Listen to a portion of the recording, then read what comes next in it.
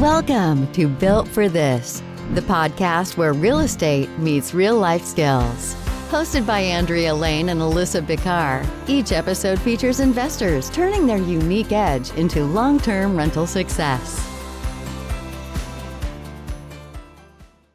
Hi, and welcome to the Built for This podcast. I am your co-host, Alissa Bickar, the consultress, here with my fearless real estate investor friend, Andrea, my co-host and partner in crime.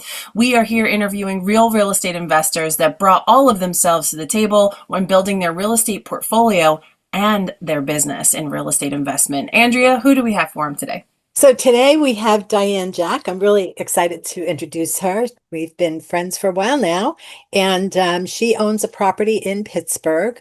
She lives in Massachusetts and is looking to grow her business, probably in Pittsburgh because the price point and the setup she has is already there. So that being said, Diane, I'm really excited to have you on this podcast today.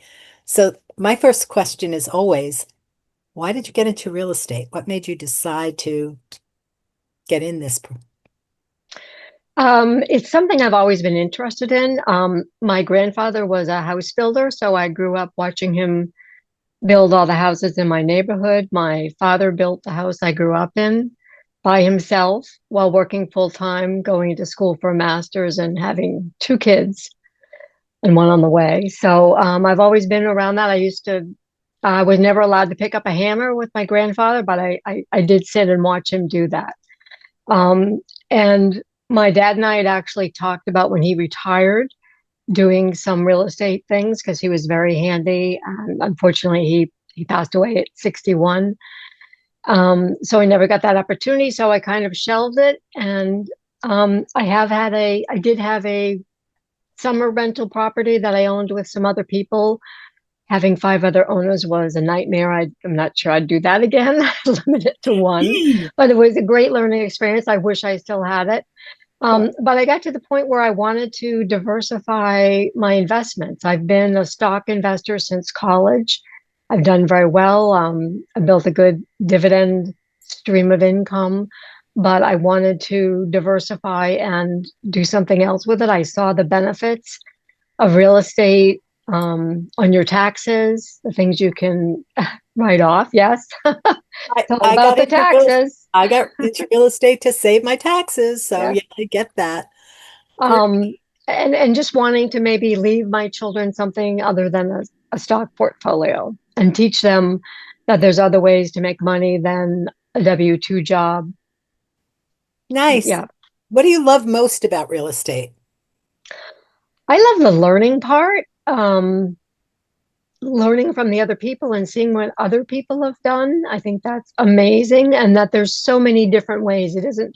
I went into it thinking, I want to do fix and flips, and I realized that really wasn't what I wanted to do. I would like to do things that I can fix up a little, but I don't want to do anything major. That's just not where my passion lies right now. But I've seen that there's other things I can do. Long-term rentals, short and medium-term rentals, co-living situations. I can be a lender. So there's lots of different ways I can make money in real estate. It doesn't have to be that traditional thing that I thought about going in, which was fix and flips. Yeah. And that's something I think that needs to be shouted from the rooftops. When people have this preconceived notion of investing in real estate, I think almost 90% of the population thinks fix and flip or syndications. And there's a whole history of owning property and all the different ways that you can bring value into your real estate investment business that have nothing to do with swinging hammers and that have nothing to do with, our preconception of what it takes. And so part of the value of this show is sharing with people what really it takes to build a successful real estate investment business rather than just kind of do some stuff in real estate. So when it comes to your background, your personal and your professional history, what do you feel like gives you a unique advantage in how you have structured and built your real estate investment business? I've had a lot of experience in marketing and sales. And so for me, I enjoy talking to people. I enjoy hearing their story. I enjoy asking them questions. I enjoy finding out what their challenges are, how they've overcome things. and how I can be of service to them. Because in sales, I've never thought of sales as selling. I've always thought of serving others. And if you'd approach it that way, it's totally different way of Yeah. approaching things. 100%. My favorite part is being out there and talking to people and seeing what they're doing, answering questions. It's just the most fascinating part of real estate to me. And the opportunities for so much more than buy a house, put in a tenant for 10 years and just make sure it stays stable. That's great. Good income, nothing wrong with it. But there's so many opportunities outside of that box. Yeah. I brought it And up. I heard solutions, and Yeah. I heard interesting conversations. Like I heard Mm. people, and marketing. Like I think one theme that we continue to see on our journey is that being in business means solving problems for people at the very baseline fundamentals. And so what I love about what we've heard you say here so far is like, I have a background in marketing and making sure I understand people so that I can bring a proper solution that's valuable. That transcends industry, that transcends marketplace. So I love that is in your professional background and also now translates into how you go about finding your deal, finding your people, finding your partners. And I just want to high five you real quick because this is what it takes to make it a real estate investment business, not necessarily just I'm going to buy some property and hopefully I'll get a check in my mailbox. It's a lot Yes. more than what meets the eye. Yes. Yeah. I think a lot of it is relationships. That's so important. You can't do this alone. Yep, 100%. Real estate is a people business, not a property business. And if you Yes. learn that early, it makes it much easier to move forward. So with that being said, I know what you did professionally. You talked a little bit about sales. How do your professional and people skills translate into the real estate strategy that you're using? Well, I think I have a good background in knowing how to ask questions and know how to make the other person talk. In sales, you have to listen 70% of the time and talk 30% of the time. That's why you have two ears and one mouth. You need to listen more than you talk because that's how you find out. You can't be talking about yourself all the time. You have to really put the other person in the spotlight and let them do the talking and let them tell you their story and their needs and their direction. Yep. That's so true. That, when I use the T-bar with sellers, it's all about what do they need? What do they need from this deal to make it happy for Mhm. them? And then how can I structure it? I have to figure that out and make it a very brief, here's what I can do for you. But the real important part is listening. So that's a great skill to bring. What's been your biggest challenge in real estate? Finding deals, finding money, management? Wow. Finding tenants. That's been my struggle, but I have to say, it's been a learning experience. I've learned a lot. I've learned lot of what I will and won't do the next time. And I think it's important to know what you will do and then what you won't do. So for me, I learned that I needed to do more due diligence of myself. And I probably should have had it inspected to find out things that maybe needed to be fixed before I went through with it. I needed to really look at that market a little bit better. And I needed to learn how to work with a property manager. Um, there's no such thing as passive real estate. Being a landlord is an active position. You have to stay on top of things. You have to look at those statements that come in every month from the property manager. You have to push back with questions. You have to build that relationship.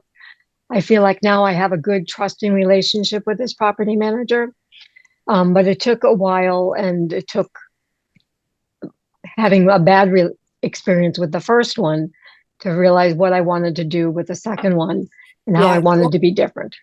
going into a house needing a property manager, it's really important that you have a good list of questions to see what they do and don't do. And then, you're right. There's nothing totally passive.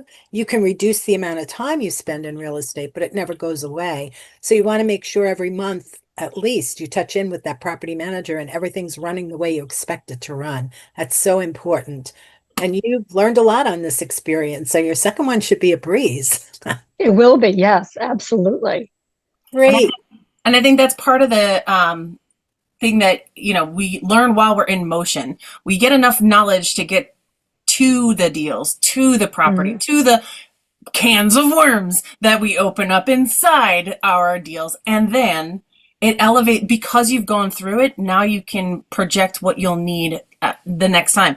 And what I'm hearing is this is the birth of systems. This is where business goes from a hobby to a real structure and system. Just to kind of pull this into business speak, you had your beta test, you had your launch, you got your feet wet and your boots on the ground, and you skinned your knees, and that informed how you'll go about doing it next. When you hear people talking about businesses and scaling, you don't want to scale what doesn't work. So it's a blessing when you're in startup phase, when you're doing your first couple of deals, to recognize more so what isn't working, and also know that you're never going to know everything at the outset. Analysis paralysis is the thing that kills more deals than anything else. It's not taking action. So kudos to you for taking that action, learning on the fly, and knowing that that's okay. We don't have to know all the things ahead of time. You will learn as you're in motion. Yeah, the goal is to know, what you can get before you start, and then be around the people who can help you move to the next level and fix the problems that you find. And every property you get is a stabilization. Every property, if it has a good tenant or not, right? It's getting in, getting used to, making sure things are set up. So yeah, great. You're ready to move forward. I am. So what's a recent win that you have in your journey of real estate?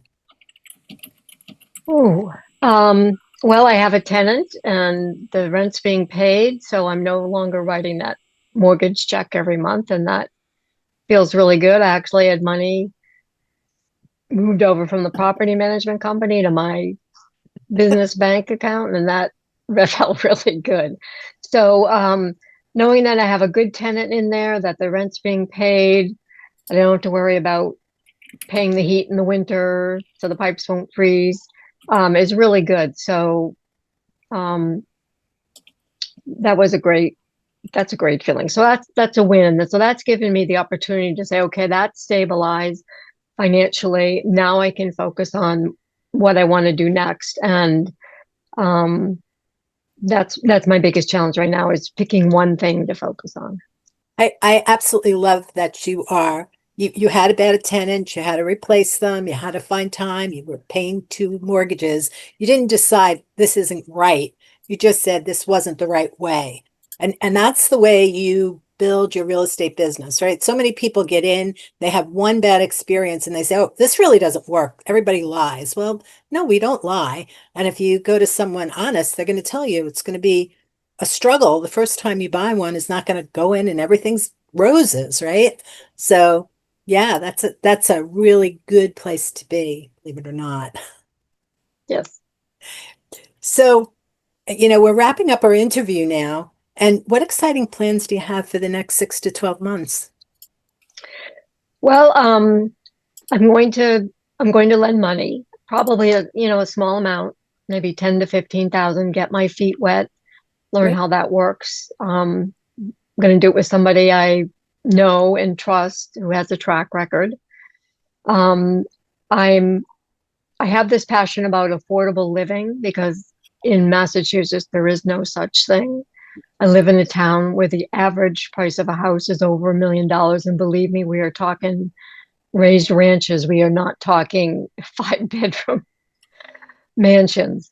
And I see how my own adult children are challenged with finding affordable places to live. And so I've gotten really interested in co-living as a way to provide more affordable housing to people who need to live on their own, want to live on their own, but can't afford a $2,000 a month, 500-foot studio. And I'm talking that's reality here. So I've been educating myself on that. I think that's a way I can make a rental property in Massachusetts affordable, but I need to learn a lot more about how to do it. Yeah, I like cohabitation. I see more kids staying home longer because of the price of rents, and so having a place that you can go and have your own space, and it's a shared house, Yep. really sounds appealing. If I were a young kid, that would be something I'd be looking at. So, yeah, I think that's a great opportunity. You do have to make sure you understand the rules of the town. However, not everybody likes a place that has 3 or 4 families living in it. So Yep. it's a challenge, as everything else is. Yeah, Mhm. and I mean, Andrea, after being in real estate for 40 years, I feel like you've seen it all. I'm like the wisdom that you forgot more things than Mm. most people know that they want to learn. So, and you bring them up when it's important. I think that that's part of the game here is like learning from other people what their successes have been, what their failures have been, and then moving forward confidently when you make that decision, because nobody does this alone. Diane, thank you so much for being here on this podcast again, because we're helping other people to learn from your journey and from our expertise in our journeys. Like we're all building. So that kind of information is so key to stay involved, to stay connected. So if people want to connect with you, where can they go and do that? They can find me on LinkedIn. That's the best way. Yes. Diane Jaques, Jaques. So make sure you've got the right one. We'll put it in the show notes for you. Thank you so much for being here for another episode of Built for This. If you are listening and streaming this on your podcast platforms, don't go away. We have another amazing guest, just like Diane, scheduled here right for you coming up next. Don't go away. Thank you very much. Yeah, our pleasure. This wraps another episode of Built for This. If you're a real estate investor with a unique edge, apply to join us at builtforthisshow.com/guest.